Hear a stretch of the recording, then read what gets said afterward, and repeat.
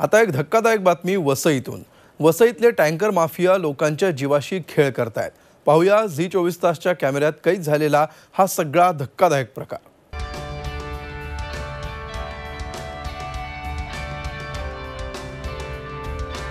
वसई पूर्वेकडच्या राजावली परिसरातल्या डोंगरांच्या मधलं हे खदानीचं डबकं। इथं राजरोस गोरखधंदा सुरू आहे।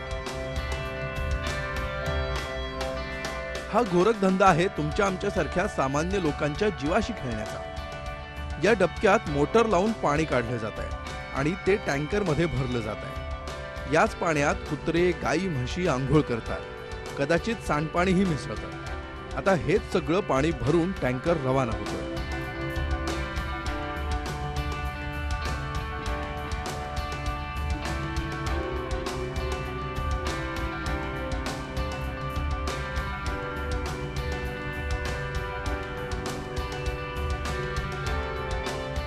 आम्ही या टँकरचा पाठलाग केला। हा टँकर एव्हरशाईन मार्गे नालासोपाऱ्यातल्या साई सिद्धांत इमारतीत पोहोचला। तिथं या टँकर मधलं पाणी इमारतीच्या टाकीत सोडण्यात आलं। इथले सगळे रहिवासी हेच पाणी सुरक्षित समजून पितायत। वसई विरार नालासोपाऱ्यातल्या अनेक इमारतींना असं पाणी पुरवलं जात आहे। खदानीतल्या डबक्यातलं हे पाणी प्यायल्यानं त्वचेचे आणि इतरही रोग होतात। पूरा जो बारिश का बचा हुआ पानी है तो पूरे खड्डों में इधर खदान है जो उनमें बचा हुआ पानी पूरा जो टैंकर वाले हैं पूरा बिल्डिंग में सप्लाई कर रहे हैं। इसके ऊपर कुछ तो होना मांगता है। लास्ट टाइम ने मैं खुद तहसीलदार साहब को भी इस स्केल पे इन्फॉर्म किया था। तहसीलदार ने बोला था इसके हम लोग कुछ कार्रवाई करेंगे, तो अभी तक कुछ हुआ नहीं। टँकरच्या या असल्या गोरखधंद्याचा झी24 तासनं आधीही पर्दाफाश केला होता। त्यावेळी काही टँकर जप्त करण्यात आले होते।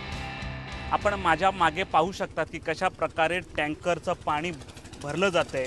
टँकरचं वास्तव्य झी24 तासने याआधी देखील दाखवलं होतं।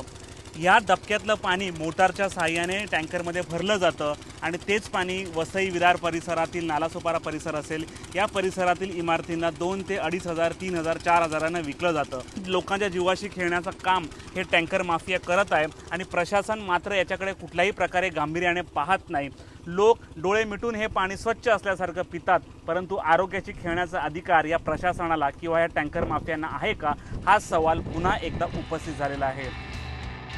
महापालिका आणि महसूल खात्याला आता पुन्हा झोप लागली आहे। त्यामुळे टँकर माफिया सक्रिय होऊन त्यांच्या तुंबड्या भरतायत। पण वसई विरार भागातल्या रहिवाशांच्या जीवाशी मात्र अक्षरशः खेळ सुरू आहे।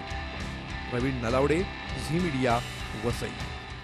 झी24 तास रहा एक पाऊल पुढे।